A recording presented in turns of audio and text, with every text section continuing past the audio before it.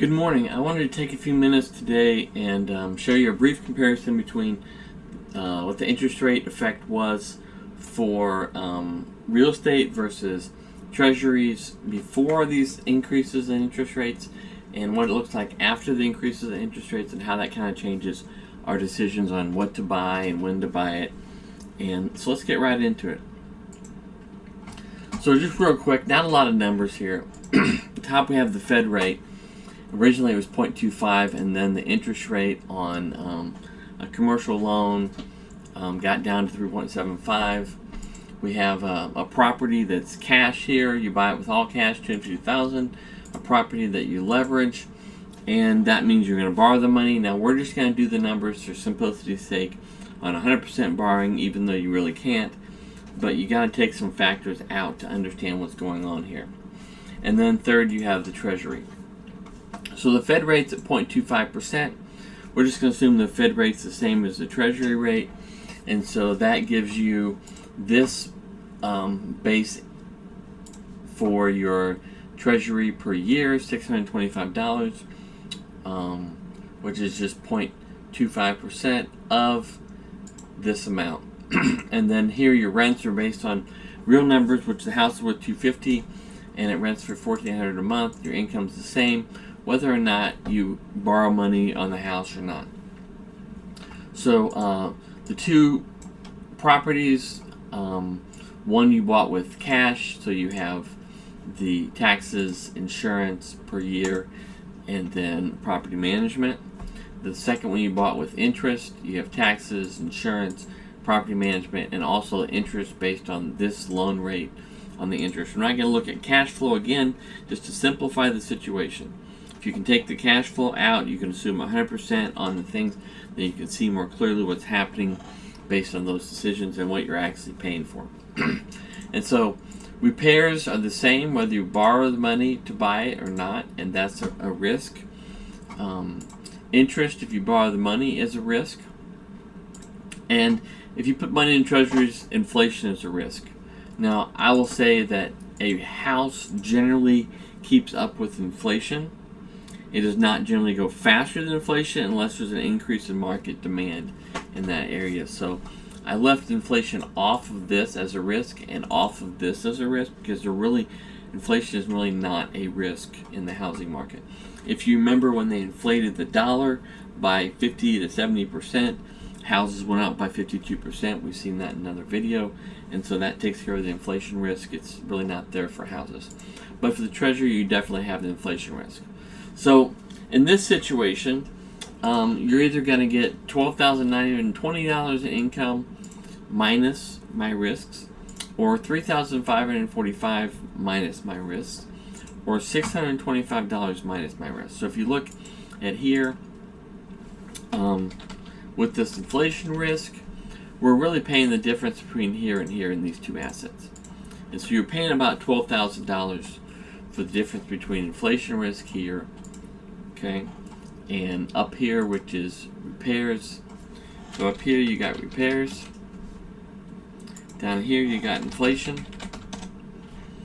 And the difference in these two is this minus this. And so really we're taking repairs risk here, and we're getting rid of the inflation risk, and we're getting paid $12,295 to do that. Okay. Now, when we compare this to a leverage property, now we have this interest. So now we have repairs risk and interest, and versus this one, we're getting paid, let's say, $2,900 to take that risk of repairs and interest, and also get the benefits of appreciation and leverage. And then on the top, we're getting paid,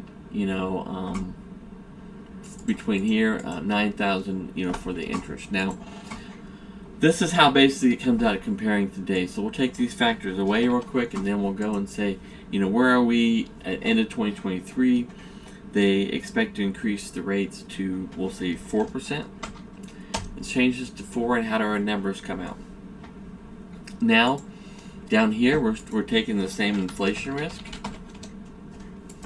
All right, this money does not keep up with inflation, and on this one, the simplest case, we still have the repairs risk, and on cash, we're now doing $12,920 versus $10,000, and so we're getting paid $2,920 to take the repairs risk versus the inflation risk. So if inflation is going to be low, you think it's going to be 2%, then 2% of this would be equals this times 0.02.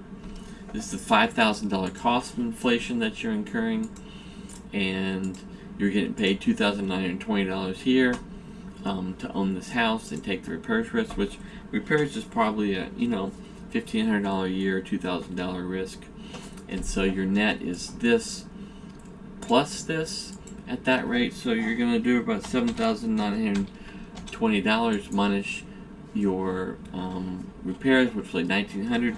So you're really on this cash getting paid $6,000 to be in this house in this way. Okay? Now, let's compare it to in this house at an all interest house, right? $250,000. Now you're not getting paid. Now you're paying. How much are you paying? Equals this minus $5,830.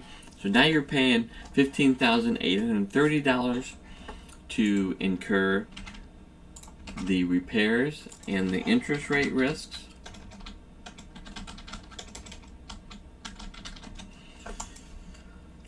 Versus inflation risk. Okay, now on a new house, you have some mitigating circumstances, and so one of those, and I'm going to say for new, is you have a 5-year fixed period. All right, so you buy a brand new house, you have 5 years where you don't have this interest rate risk. So 4 or 5 years, you don't have this risk, so your only calculation looks like this. Okay, still same 5,000, and we're just gonna do. So basically, you're doing this 5,800 or negative 5,800, negative 5,830 plus that 5,000. If we figure on a 2% inflation rate, and you're basically losing $830 at current rates projected for 2023, without any interest rate risks. So for 5 years, it comes out to a negative. You're paying $830 to incur this repairs risk. So having a leveraged property in an unstable interest rate environment really doesn't make a lot of sense at this rate. So if you change this inflation rate where it goes up, then every 2% it goes up, you basically have an extra $5,000 to work with here. So if it goes up 4%, now you're at $4,800 with no interest rate risk.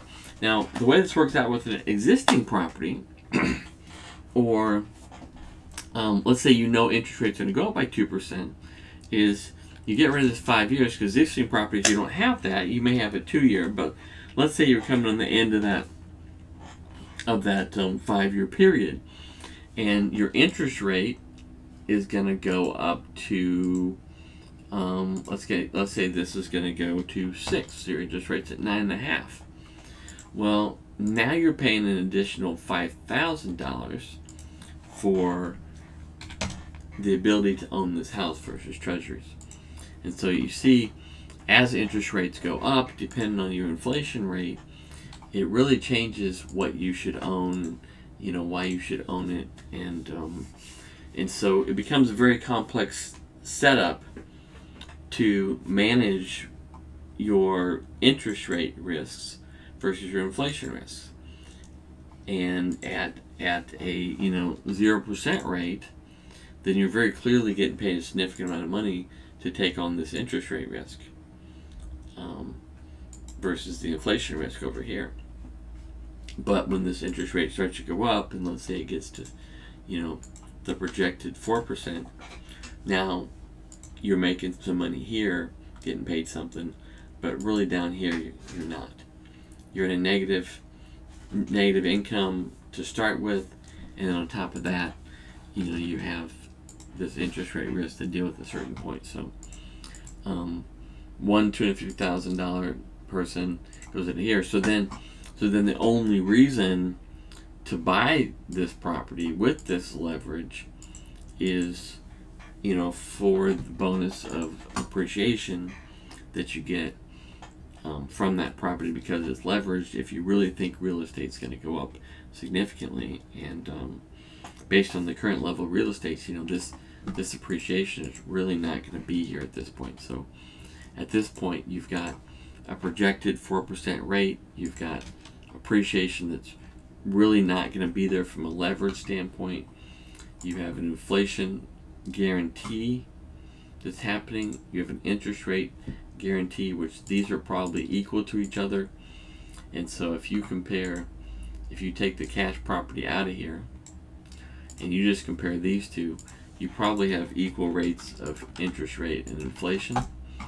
And then you have repairs here, and so there's leverage doesn't benefit you as the price goes up.